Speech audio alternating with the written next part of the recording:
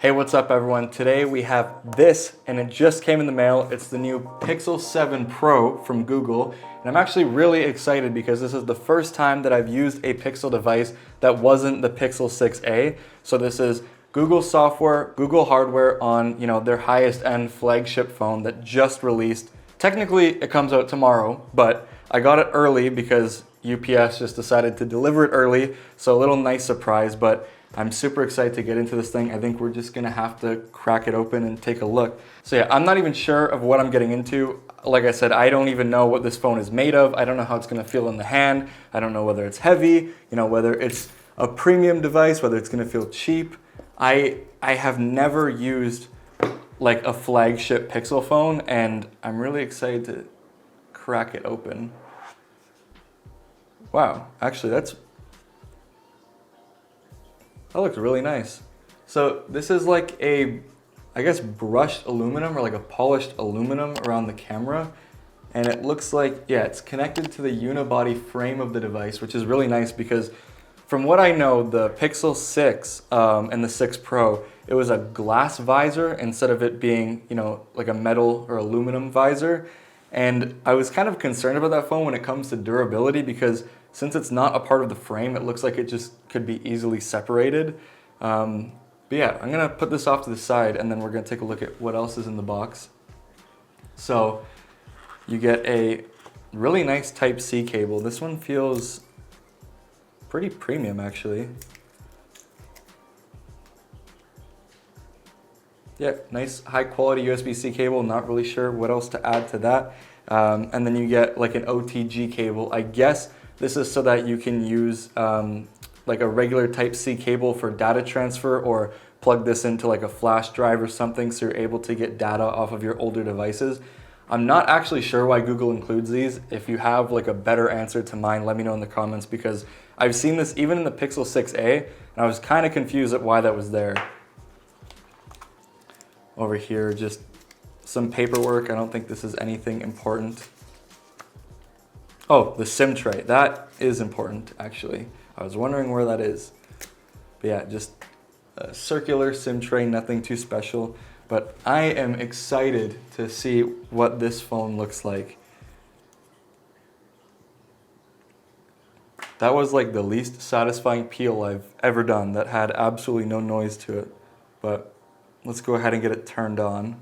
Wow, in the hand, I have to say, this thing feels really nice. It's big, but it's not heavy. Like, I feel like it's a pretty good weight and it's balanced pretty nice. Like to use it one hand, it doesn't seem like it's gonna be a problem, even though you have like that really big visor on the top. I'm just gonna go through the setup and try to get everything all situated, but yeah, this thing looks pretty nice. Let's get a good shot of it on the nice camera, just so you can see. Okay, welcome to your Pixel. Immediately, I felt like the haptic feedback. Actually, it keeps going. Every time this thing bounces, there's like a haptic feedback. It's kind of weird, but it feels really nice. Like, first impressions, it's definitely a premium feeling phone.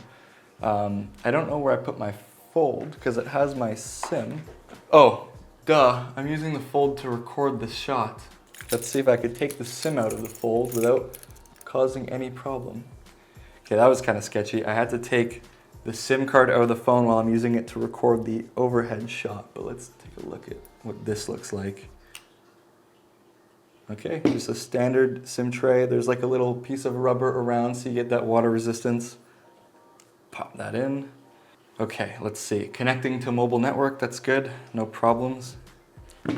Connect to Wi-Fi, okay. The haptics on the keyboard feel really good. Like first impressions on actually using it, that feels way better than the Fold and pretty much every other Android phone that I've used. That is like actually punchy. Why does it say authentication problem? There we go. That felt actually really good. It was like really punchy and responsive. Copy apps and data. I do want to do that. But for now, I'm gonna hit don't copy just so we can get straight into the phone, and then I'll do that on my own later on. I just wanna get into like the OS and actually get a feel for what this is like because aside from the Pixel 6a, I haven't used stock Android at all. Who is calling me? Hello? Hello? Okay, what was that? Okay, skip, skip, skip, skip. Okay. All right, so this is what it looks like just straight out of the box once you have passed all of the setup. It's really fluid. Like this 120 hertz display seems really nice. Yeah, the touch responsiveness is great. The display, let's see in settings, because I know this is a Quad HD Plus display, so let's see if that's actually enabled. Smooth display, 1080p. Okay, so it's on 1080p by default, so you definitely want to change that to 1440p QHD because that's how you're going to get the best resolution out of the display. I'm sure it won't really hinder the performance too much because the Tensor G2 is like a very efficient chip, but yeah, let's get a close-up view, I guess. Over on this side, you have your power button or lock button, volume up and down. You get what I'm assuming are just speaker grills, probably microphone as well, and then the Type-C port, SIM tray on the left side, and then over on the back is the three cameras. This is the telephoto, macro, I believe. I think this one's the macro, and then the main shooter. And then, yeah, like I was saying earlier, it's all just this one aluminum frame, and it's got more heft to it than I thought. It is like a light phone, but I guess coming from the Pixel 6a, I had to just assume that it was going to be a little bit lighter because the Pixel 6a was plastic. It's doing my brain kind of a trick right now because although this is glass, because it's not frosted glass like the Fold or the S22 Ultra or even the iPhone, it looks like the Pixel 6a to me. So to me, it looks like it's plastic, but it's not, and it does feel really premium in the hand. They do really well at building hardware. The last time that I actually used a Google phone, it wasn't even Google's phone. Like it was a Nexus, but it was made by LG, and they've come a long way. Obviously back then phones, were cheaper, made out of plastic, but yeah, in terms of first impressions with this thing, I so far really like it. I'm gonna be doing like a full review and stuff like that at a later date, and I'll probably have camera comparisons between this and the Fold and showing off some of the other photos that I've taken with the 14 Pro. But what I know and what I'm really excited to try out is the cameras, because these cameras, everyone says the Pixel 6 series, the Pixel 6 Pro had the best cameras on a smartphone, and I'm really excited now that they have a telephoto.